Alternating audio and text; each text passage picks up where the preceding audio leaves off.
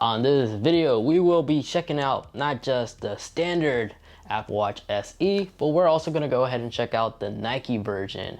And yes, if you take a closer look, both of these are different size options, as we have the 44, which is the larger OLED display that Apple makes, which can get up to 1000 nits, and we have the regular standard 40 millimeter. I'm gonna go ahead and show you a comparison on how these two screens look like in a day-to-day environment, so everybody could get a general idea in case you're in the market and you're unsure if you should go with the larger screen or the smaller screen. And I'm gonna go ahead and also go in depth and compare the Nike version from the standard version, as both sell for the exact same price. But I'm gonna go ahead and cover its limitations with one another and what are some exclusive perks and features that you get when comparing these two.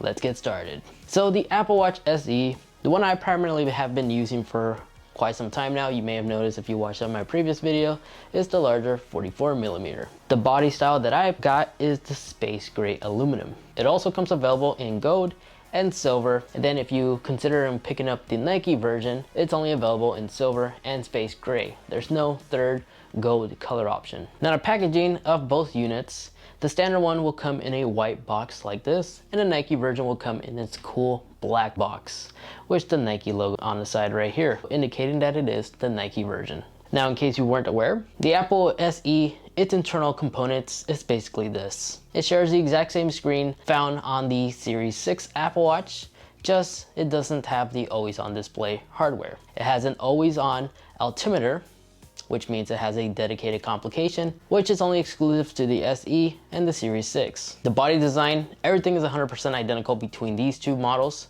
which means accessories, bands, and such are fully compatible with one another. So even if you're upgrading from like a Series 4 as an example, if you own a case on that Apple Watch, you can still use it on the SE. Other interesting features to also mention is that it also has a compass. Both there's an LTE version option available for them, which is actually cheaper than the starting price of the Series 6.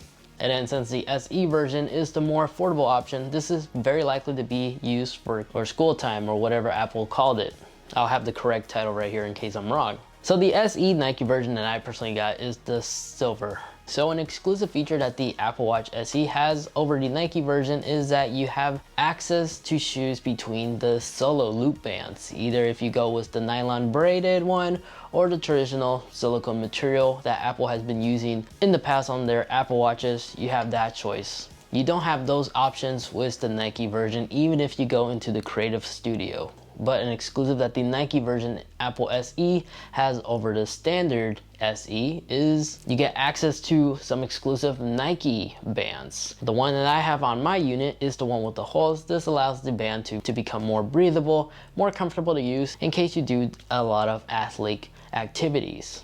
But then it doesn't just end there. These loop bands, not only do they come in unique color choices, but there actually is a reflective yarn, which means if you're a jogger, you will become visible at nighttime when you're doing your night runs or something. So oncoming traffic will see you because the band will reflect that light. So it serves as a safety feature. Now, both of these do not have a built-in ECG, but what they do have is second generation heart monitoring sensors, which will not only monitor your heart rate in a daily basis and will log in all that information on the health app, but will also allow you to have an estimate on how many calories you burn during that exercise.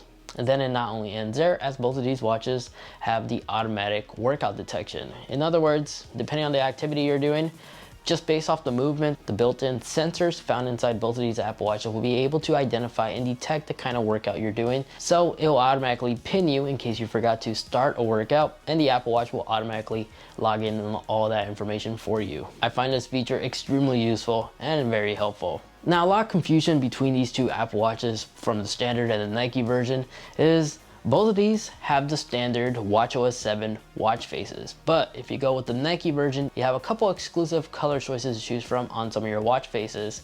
And not only that, you also have additional Nike watch faces, which is only available for the Nike edition. And when you select these Nike watch faces, the Nike logo itself is kind of like its own dedicated complication. When you tap on this, it will launch the Nike Run app without taking any complication space. This is one of my cool favorite features about the Nike version Apple Watches. than the standard Sport. Same also applies on the other Nike versions as well. Now the Nike Club app, the application itself can be downloaded separately, so you don't have to own the Nike version to have this application. You can download it separately in the App Store.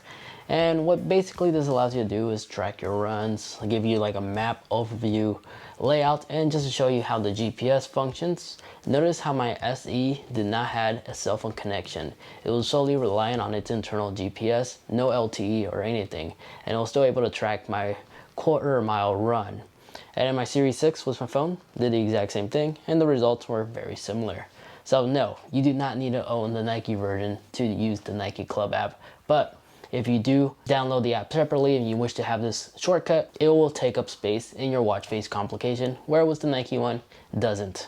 Now, besides that, in the back here, you do get this cool Nike logo, verifying that it is indeed a Nike edition. But in terms of other specs like water resistant rating and stuff like this, both share the same water resistant rating up to 50 meters. But besides all that, in my opinion, I still personally believe that the SE is still far the best value smartwatch in the market, as it not only is still using a very good optimal processor inside, the S5, which was found on the Series 5, showing us that there still is years of support available for the SE model. So it'll be a while until this thing really does become obsolete, as Apple will continue to support it for the upcoming years. So my conclusion for anybody who's interested in picking up a Nike version over the standard, if you're planning on buying an Apple Watch SE and you're planning on picking it up in space gray or silver, and you really don't care about the cool different bands you can select from, as you could buy them separately, I would highly consider picking up the Nike version over the standard one.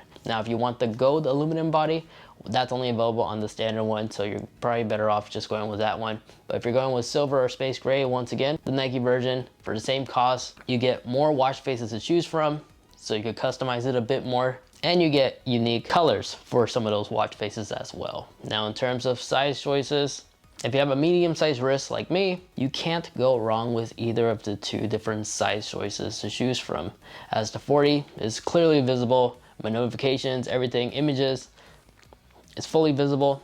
And unless you compare the two side by side, it's really challenging to tell by themselves if it's even the 40 or the 44. So if I was on a tight budget, I'll be perfectly fine with the 40. But if I have a larger wrist, then yes, I would personally recommend going with the larger 44. But visibility, even outdoors in direct sunlight, both of these look absolutely amazing. This new body design by Apple allows the entire screen to be fully visible, even in direct sunlight. Well, there you guys have it. That is the comparison between the Nike version and the standard SE, as well as the two size choices to choose from, with a quick review of what I think about the Apple Watch SE.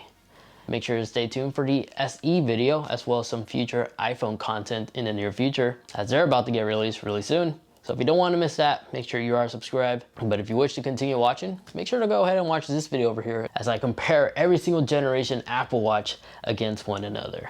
And then this video over there, that's just a video that YouTube is recommending specifically for you. Feel free to watch either or. Again, thanks so much for watching. Take care, stay safe, stay healthy, and I'll catch you all in the next one.